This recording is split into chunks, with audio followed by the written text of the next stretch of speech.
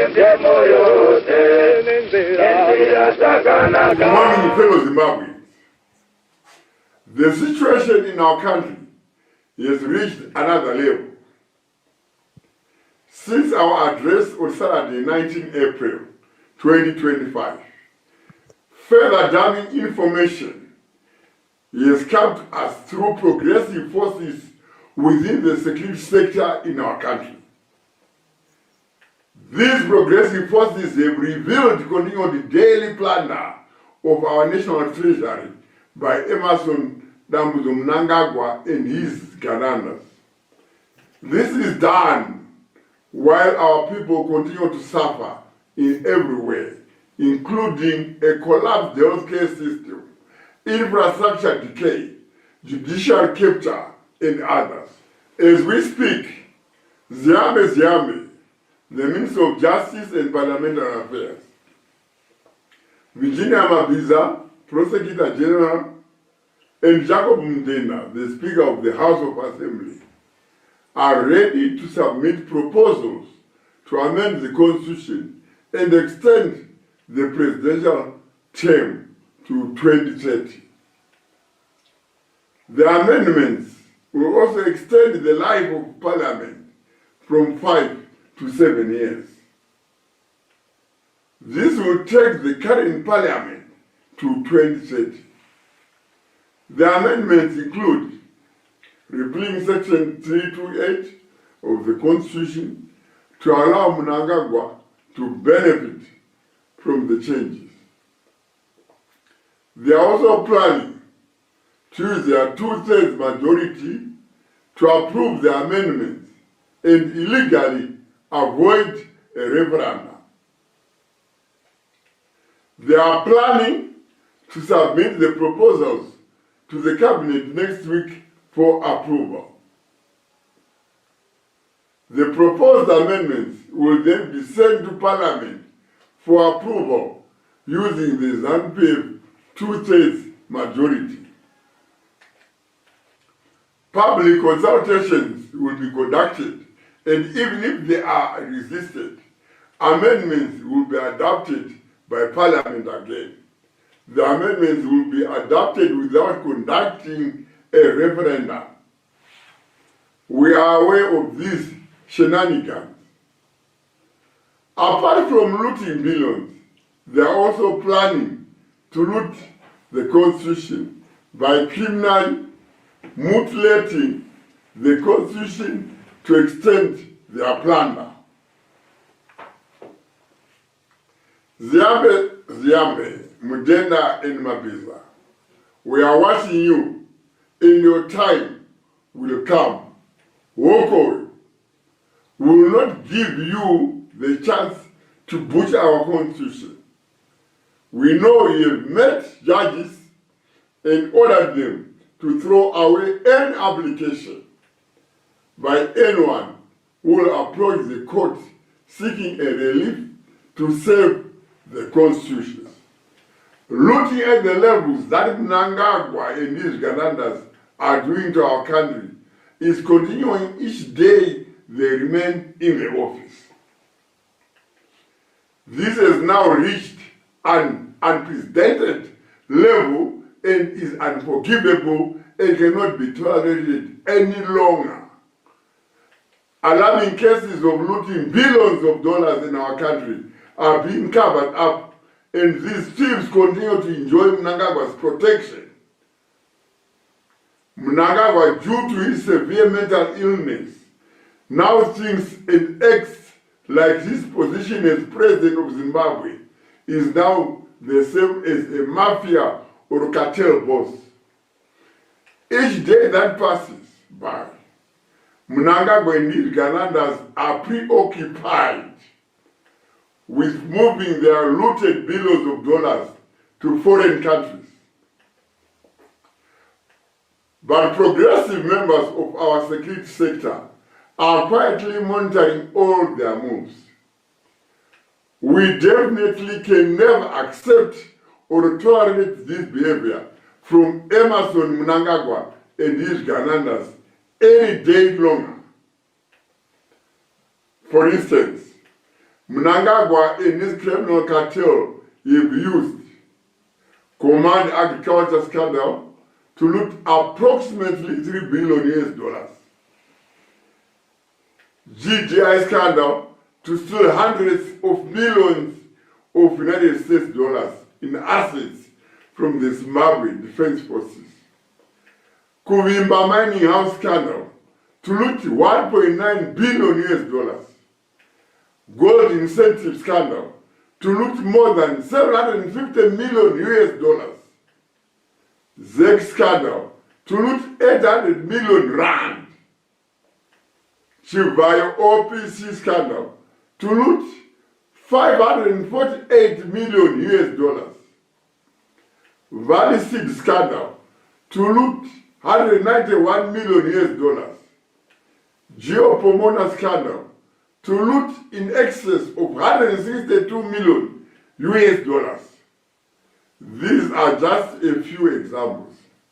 There are many more cases. These cases are not going unpunished.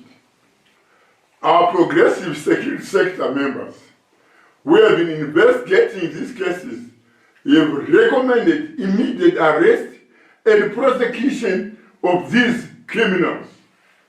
The first phase of these high-level arrests include the arrest of Kudakwashe Tagwirei, Wicknell Chivayo, Scott Sakupanya, George Guamatanga, John Mangunia, Mutuli Ngwe, Martin Rushwaya, Delish Ngwaya, Obey Chimuka, Norman Chumuka, Joseph Berry, Christopher Fori, Ronel Sinclair, Simbarashe Chinyemba, Varaizo Zivudzi, Temba Katazo, Moses Kurejekwa, Daniel Garwe, Jacob Mafume, Owen Mudanguwe, Ziambe. Zimbabwe cannot function any day longer if Mnangagwa is still occupying that office at State House as president. With his severe mental illness and surrounded by his criminal cartel and family, who are continuing to steal our national treasure each day, the situation can only deteriorate each day. In that regard, the national shutdown we announced on Saturday for Tuesday and Wednesday, 22 and 23 April 2025, will now only end when Emerson Mnangagwa is vacated the office of President of the Republic of Zimbabwe. The shutdown will end when all members of his criminal cartel we have identified and announced here are behind bars.